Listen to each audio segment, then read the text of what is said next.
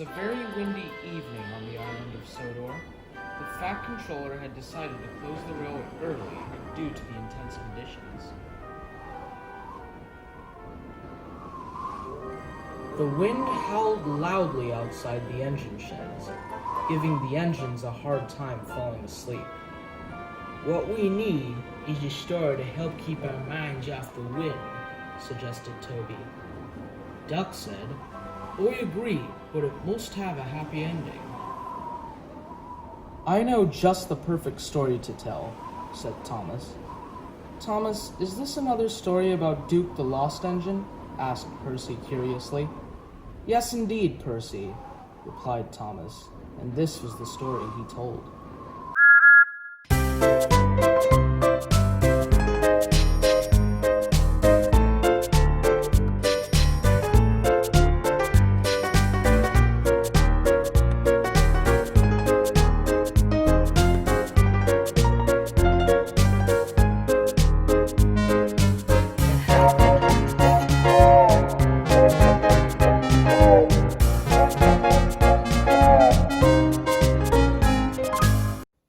Once upon a time, there was a little engine who lived in his own little shed on his own little railway.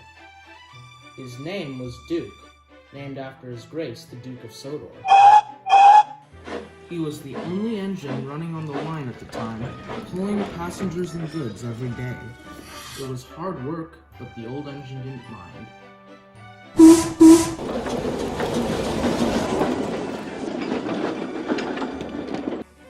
One day, the manager came to see Duke. "Now, Duke, I'm pleased with all of your hard work, but it's clear to me that you need help. There's only so much one engine can do. Does this mean you'll get a new engine?"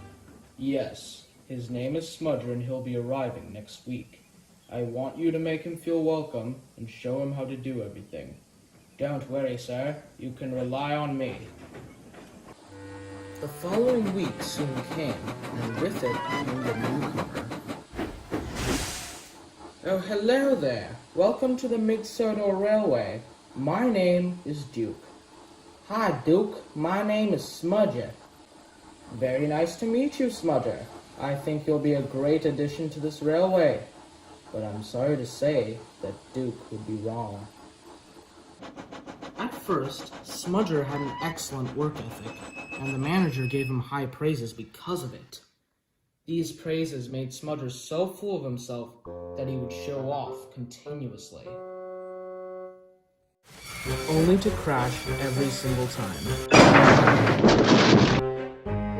Duke warned Smudger to be careful, but being who Smudger was, he took no notice. "Listen, Dookie, who worries about a few spills? We do here, youngster. Get your act together." But Smudger just laughed. The little engine found the situation to be quite humorous.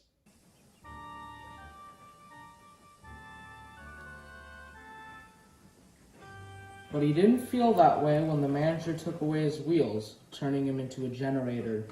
Smudger felt very unhappy, knowing that he would never ride the rails again. Years later, 2 more engines arrived on the railway. Their names were Stuart and Falcon, and they worked well with Duke for many years. That was until hard times came. Businesses closed one by one, and the engines had little to do.